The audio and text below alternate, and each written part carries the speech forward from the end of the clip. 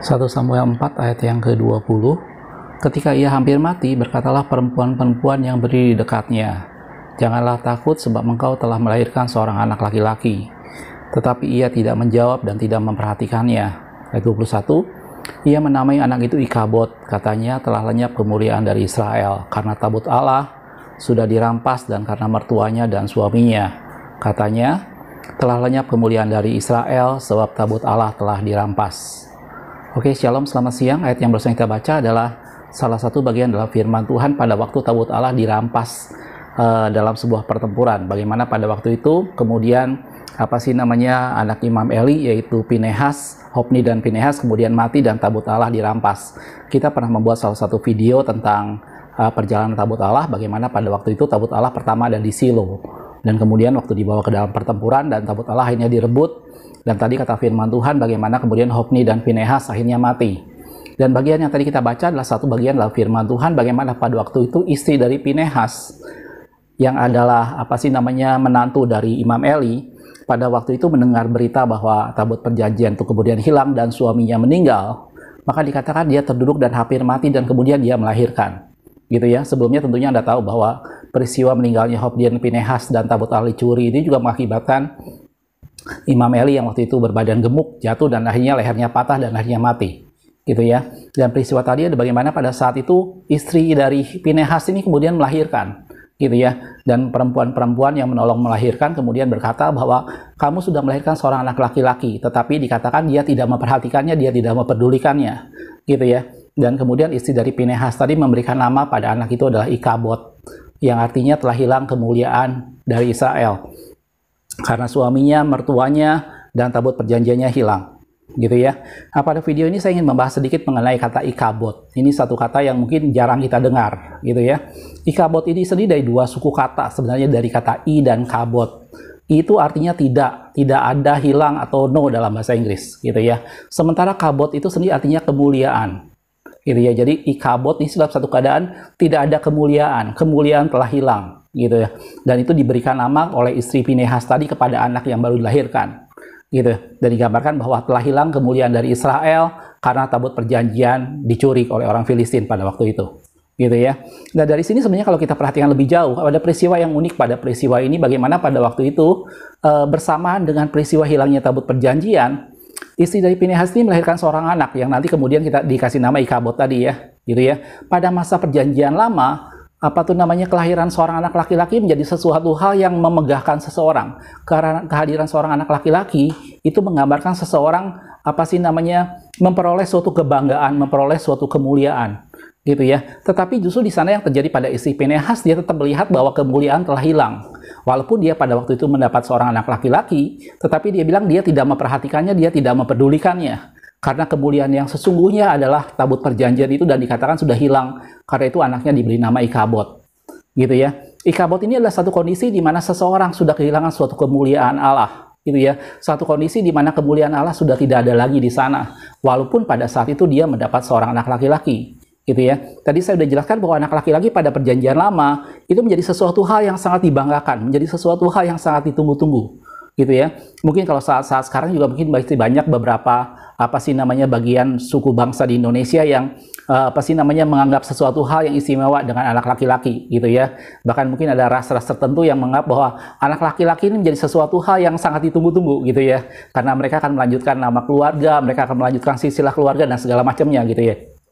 Dan begitu juga pada masa perjanjian lama, kelahiran anak laki-laki menjadi sesuatu hal yang memuliakan keluarganya, menjadi sesuatu hal yang keluarganya bisa bermegah. Gitu. Kalau kita perhatikan dalam firman Tuhan ada dua peristiwa penting di mana kelahiran seorang laki-laki menjadi sesuatu hal yang membuat keluarganya bisa bermegah. Ada satu kemuliaan dalam keluarganya karena kelahiran seorang anak laki-laki. Gitu ya. Salah satunya adalah kalau Anda perhatikan dalam cerita pada waktu bagaimana Sarah, istri dari Abraham, adalah seorang perempuan yang mandul. Dan kemudian Allah memberkati Abraham, dan Allah berjanji bahwa tahun depan dia akan datang lagi dan istrimu akan menggendong seorang anak yaitu Ishak. Gitu ya. Kita perhatikan dalam Kejadian 21 ayat yang pertama dikatakan seperti ini. Tuhan memperhatikan Sarah seperti yang difirmankannya, dan Tuhan melakukan kepada Sarah seperti yang dijanjikannya. Gitu ya. Saya langsung loncat ke ayat 6 dan ke-7-nya dari Kejadian 21 tadi. Berkatalah Sarah, Allah telah membuat aku tertawa, sebab orang lain yang mendengarnya akan tertawa karena aku. Menjadi suatu hal yang sukacita, menjadi sesuatu hal di mana dia bisa bermegah di hadapan orang lain karena dia sudah tidak lagi mandul. Gitu ya. Lagi katanya, siapakah tadinya yang dapat mengatakan kepada Abraham, Sarah menyusui anak? Gitu. Namun aku telah melahirkan seorang laki-laki baginya pada masa tuanya. Dan itu menjadi sesuatu hal yang menjadi satu kemuliaan kalau satu keluarga Sarah yang udah tua tadi dan mandul dan kemudian melahirkan seorang anak, gitu ya. Peristiwa yang lain pada waktu yang saya ambil contoh yang kedua adalah pada waktu Hana, di mana Hana juga seorang yang mandul, gitu ya. Kalau kita perhatikan dalam 1 Samuel 2 ayat pertama, lalu berdoalah Hana katanya, hatiku bersukaria karena Tuhan. Tanduk kekuatanku ditinggikan oleh Tuhan, gitu ya. Pada saat dia memperoleh dia datang ke tempat Imam Eli, dia berdoa meminta anak. Imam Eli melihat, kok kamu seperti orang yang mabuk anggur. Kemudian Hana berkata, aku sedang berkeluh kesah, aku tidak mabuk anggur, gitu ya. Dan kemudian dinubuatkan bahwa Hana akan melahirkan seorang laki-laki yaitu Samuel, dan Hana berjanji akan memberikan itu kepada rumah Allah, akan menyerahkan Samuel di rumah Allah. Dan pada saat itu semua terjadi, dalam pasal yang kedua tadi dikatakan bagaimana Hana bersukaria. Dikatakan, hatiku bersukaria karena Tuhan, tanduk kekuatanku ditinggikan oleh Tuhan. Gitu ya. Mulutku mencemooh musuhku, sebab aku telah bersukacita karena pertolonganmu. Itu menjadi sesuatu hal yang membuat orang sangat bersyukur. Menjadi sesuatu hal yang dimana orang sangat bermegah bahwa itulah jawaban yang selama ini dia tunggu-tunggu, kelahiran seorang anak laki-laki. Dan itu menggambarkan satu kemuliaan, menggambarkan satu kemegahan. Gitu ya. Tetapi yang terjadi pada Ikabod tadi, satu kondisi di mana mereka kehilangan sesuatu dan mendapatkan yang lain, gitu ya. Orang mungkin seringkali berkata, oh ya nggak apa-apa, satu hilang kita masih dapat yang lain. Ada seorang misalnya saya rugi sekian banyak, nggak masalah, saya masih bisa dapat untung yang lain sebagai penggantinya, gitu ya. Tapi peristiwa pada Ikabod tadi ada sesuatu yang unik, di mana pada waktu itu tabut perjanjian hilang, tetapi istri dari Pinehas mendapatkan seorang anak laki-laki, gitu ya. Dan tadi kita udah lihat bahwa mendapatkan seorang anak laki-laki itu menjadi sesuatu hal yang orang bisa bermegah. Mendapatkan seorang anak laki-laki menjadi satu berkat Tuhan yang besar, gitu ya. Tetapi dari sini kita bisa melihat bahwa kemuliaan Allah tidak bisa dibandingkan dengan kehadiran seorang anak laki-laki.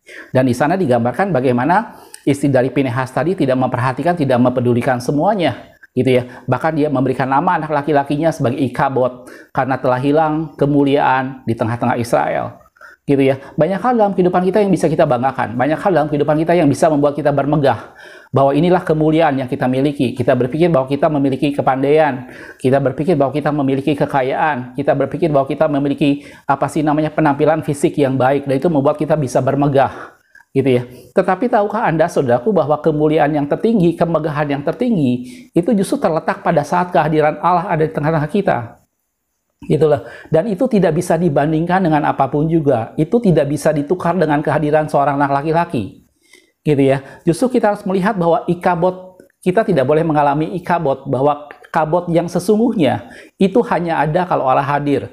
Kalau Allah tidak hadir, maka kita mengalami Ikabod tadi, telah hilang kemuliaan dari tengah-tengah umat Tuhan, gitu ya. Mari kemegahan kita letakkan bukan dari apa yang kita miliki, tapi kemegahan dan kemuliaan kita letakkan karena Allah hadir dan menyertai kita. Itulah kabot, itulah kemuliaan, gitu ya. Seringkali kita memegahkan sesuatu yang kita anggap kita bisa banggakan, padahal sebenarnya kita sedang mengalami Ikabod. Kita memegahkan sesuatu, tapi sebenarnya kemegahan yang sesungguhnya, kemuliaan yang sesungguhnya telah hilang dari kita, gitu ya. Dalam firman Tuhan di dalam Yohanes 17 ayat 22, Yesus pernah berdoa pada murid-muridnya seperti ini. Dan aku telah memberikan kepada mereka kemuliaan yang kau berikan kepadaku, supaya mereka menjadi satu sama seperti kita adalah satu, gitu ya. Kemuliaan dalam kehadiran Tuhan itu melebihi dari seorang anak laki-laki. Kemuliaan karena kehadiran Tuhan itu melebihi dari apapun yang kita miliki, yang kita tidak bisa tukar, gitu ya. Dan tanpa kehadiran Tuhan, tanpa kemuliaan dalam kehadiran Tuhan, maka kita mengalami Ikabod, gitu ya. Mungkin kita masih bernafas, mungkin kita masih bisa memegahkan sesuatu, mungkin ekonomi kita masih bagus, mungkin segala sesuatu masih berjalan baik, tetapi tanpa kehadiran Tuhan, tabut perjanjian itu sudah hilang dari tempat kita, tabut perjanjian itu sudah diambil alih, maka kita mengalami Ikabod, Gitu ya saudaraku. Jadi dari sini kita ingin sama-sama melihat bahwa kemuliaan kita ada sesungguhnya ada pada Tuhan. Sesuatu yang kita megahkan, sesuatu yang menjadi kemuliaan kita, itu kalau Tuhan hadir di tengah-tengah kehidupan kita, itulah kemuliaan yang sesungguhnya. Dan itu tidak bisa ditukar dengan apapun juga, sekalipun dengan kelahiran seorang anak laki-laki. Jelas saudaraku? Dalam 2 Korintus 13 ayat yang kelima dikatakan, ujilah dirimu sendiri, apakah kamu tetap tegak dalam iman, selidikilah dirimu, apakah kamu tidak yakin akan dirimu bahwa Kristus Yesus ada dalam diri kamu? Sebab jika tidak demikian, kamu tidak tahan uji. Jelas saudaraku? Mari ini menjadi sesuatu hal yang hal yang paling utama dalam hidup kita. Bukan kita mau mencari sesuatu untuk kemegahan sendiri, bukan semata-mata kita berpuas karena jabatan yang kita miliki, karena kekayaan yang kita miliki, dan kita bisa bermegah atas itu. Gitu ya. Sesungguhnya kemegahan yang ada, yang sebenarnya hanya ada pada kehadiran Kristus. Kalau Kristus ada, kalau tabut perjanjian dalam kehidupan kita, kita tidak mengalami ikabot tadi. Tapi kalau tabut perjanjian itu hilang, meskipun kita memperoleh anak laki-laki, meskipun memperoleh sesuatu yang kita bisa banggakan, meskipun kita memiliki segala sesuatu yang membuat orang mengagumi kita, tapi tanpa kehadiran tabut Allah di sana, maka kita ikabot. Jelas saudaraku? Mudah-mudahan ini semua menjadi masukan buat kita semua. Mari undang kehadiran Tuhan di rumah kita, undang kehadiran Tuhan dalam kehidupan kita, dan jangan biarkan itu hilang. Lebih dari apapun juga, tidak ada kemuliaan yang bisa menggantikan kehadiran Allah. Makasih sudah menonton, kita ketemu di video berikutnya. Tuhan Yesus memberkati.